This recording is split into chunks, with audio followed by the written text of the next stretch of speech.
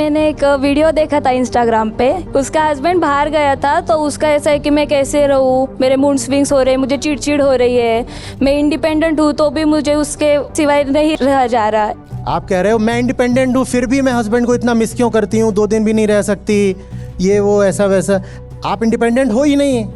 आप फ्रीडम का यही मतलब समझते हो ना कि मैं तो पढ़ी लिखी लड़की हूँ, शिक्षित, क्वालिफाइड, लिबरेटेड, तो अब मैं जॉब करूंगी। आप करो जॉब, ठीक है, जॉब तो आप करते हो, लेकिन आप वो सब भी तो करे ही जा रहे हो ना जो आपकी माताजी करती थी।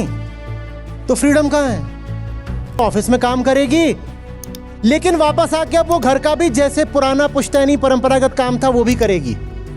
तो सिर्फ बाहरी फ्रीडम जब मिलती है तो उससे बोझ आपका बस दूना हो जाता है, आपका बोझ कम नहीं होता, दुगुना हो जाता है और आप लीगली एम्पावर्ड हो।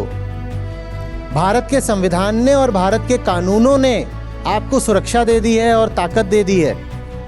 आप बस फाइनेंशियली इंडिपेंडेंट हो। आप जहां कहीं भी काम करते हैं उस संस्थान ने, आपके नियोक्ता ने आपको तनख्वाह दे दी है। इसका मतलब ये थोड़ी है कि आप इंडिपेंडेंट हो गए हो। दे तो दी बाहरी फ्रीडम, भीतर से फ्रीडम नहीं आई है। आप कैसे कह रहे हो अपने आप को मैं इंडिपेंडेंट हूं? आप नहीं हो इंडिपेंडेंट। क्यों नहीं हो? कारण सीधा है, फ्रीडम कोई बाहर से दी जाने वाली चीज नहीं होती है।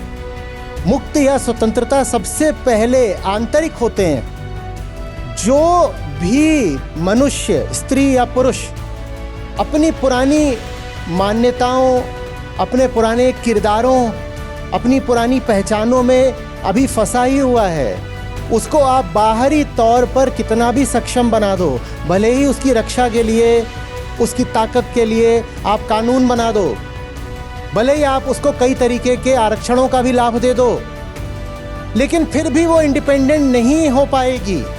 बस इंडिपेंडेंस के नाम पर अब वो दुगुना बोझ उठाएगी। भीतरी स्वतंत्रता प्राथमिक होती है, वो पहली बात होती है। और भीतरी स्वतंत्रता आपको तब तक नहीं आएगी जब तक आप अपने अतीत को पूरी तरीके से नकार नहीं दोगे।